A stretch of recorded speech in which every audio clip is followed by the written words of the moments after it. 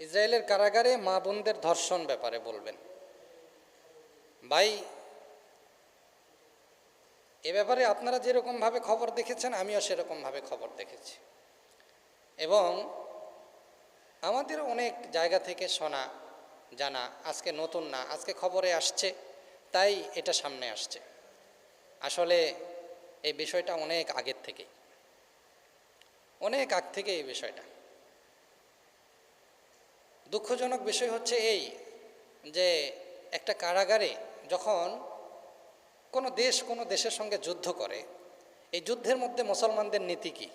মুসলমানদের নীতি হচ্ছে যতক্ষণ পর্যন্ত যারা যুদ্ধ করছে তাদের সঙ্গে যে লড়াইটা হবে, একদল আরেক দলকে মারছে, কিন্তু সেই দলের যাকে মারছে সেই দলের যে নারী আছে, বৃদ্ধ আছে, এরপরে শিশু আছে, তাদেরকে কি মারা বৈধ?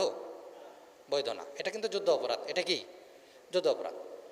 দেখেন, তারা আমাদের নারীদেরকে ধরে নিয়ে যাচ্ছে, তারা আমাদের বৃদ্ধকে মারছে, তারা আমাদের শিশুদেরকে মারছে। আপনারা দেখছেন, লক্ষ্য করছেন যে ফিলিস্তিনে এমনভাবে বোমা ফেলানো হচ্ছে যার দ্বারা ছোট ছোট বাচ্চারা আকাশে উড়ছে, আকাশে কি বাতাসের মতো উঠছে।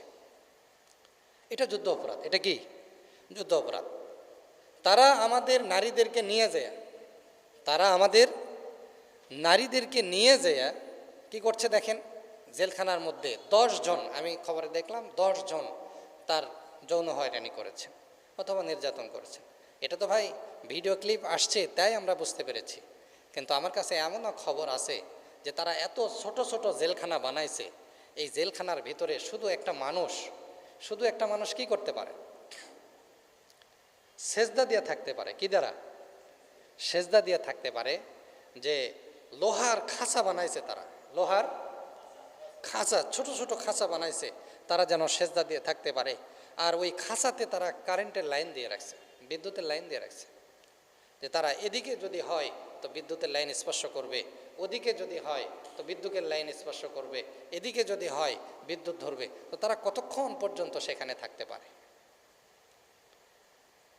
এই তো নির্যাতন ফিলিস্তিনের উপরে, এই তো অবস্থা ফিলিস্তিনের উপরে। আর এমতো অবস্থায় তাদের রক্তের উপরে, তাদের মা বোনদের ধর্ষণের উপরে আমরা ওই সমস্ত ইহুদি খ্রিস্টানদের নেতা যারা আছেন তাদেরকে আয়লা ড্যান্স দেখাচ্ছি। কি ড্যান্স? আয়লা ড্যান্স। নারীদেরকে বের করে আয়লা ড্যান্স দেখাচ্ছি। এই জাতি ধ্বংসের ডান প্রান্তে, এই জাতি ধ্বংসের কি প্রান্তে? ডান প্রান্তে। খুব দ্রুত এই জাতি ধ্বংস হবে। এদের মতো বেয়াদব, এদের মতো সন্ত্রাস আর কে হতে পারে যে মুসলমানদের মা বোনদেরকে ধর্ষণ করছে? এরপরে আবার তারা দেখেন কীরকম সাপোর্টার, যে ইহুদি খ্রিস্টানদের এরপরে হানা ভোট হয়েছে, ইসরায়েলে আবার ভোটও হয়েছে এ ব্যাপারে, যে ইসরায়েলি সৈন্যরা ফিলিস্তিনের মা বোনদেরকে ধর্ষণ করতেছে এবং ভিডিও ক্লিপ ছাড়ছে। এ ব্যাপারে তাদেরকে সমর্থন, হানা না সমর্থন করা যাবে কি যাবে না?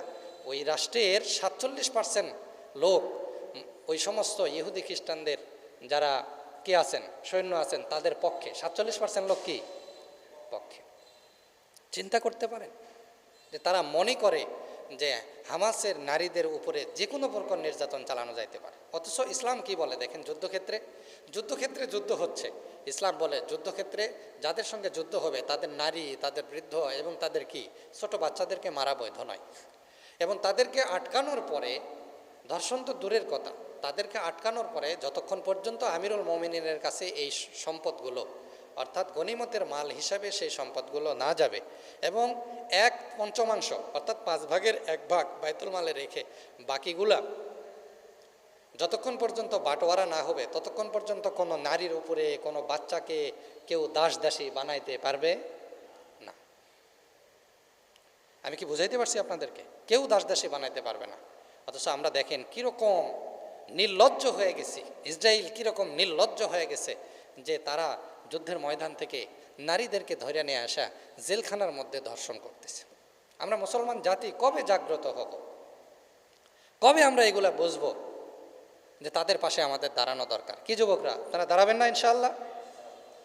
আপনাদের শারীরিক শক্তি, মানসিক শক্তি, অর্থনৈতিক শক্তি, অস্ত্রের শক্তি, জনবলের শক্তি তৈরি করেন ইনশাআল্লাহ। অবশ্যই আমরা এক সময় না এক সময় ফিলিস্তিনের পাশে দাঁড়াবো ইনশাআল্লাহ। আমরা এখান থেকে ফরিয়াদ জানাইতে চাই, ও ফিলিস্তিন, ও ও ফিলিস্তিনবাসী, সত্য বলছি, আমরা আপনাদের পক্ষে আছি। আমরা আপনাদের কি আছি? পক্ষে আছি ইনশাআল্লাহ।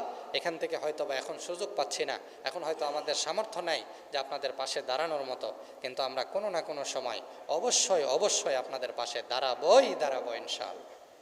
আজ হোক, কাল হোক, পরশু হোক, এই সমস্ত মা বোনদের পাশে আমরা দাঁড়াবো ইনশাআল্লাহ।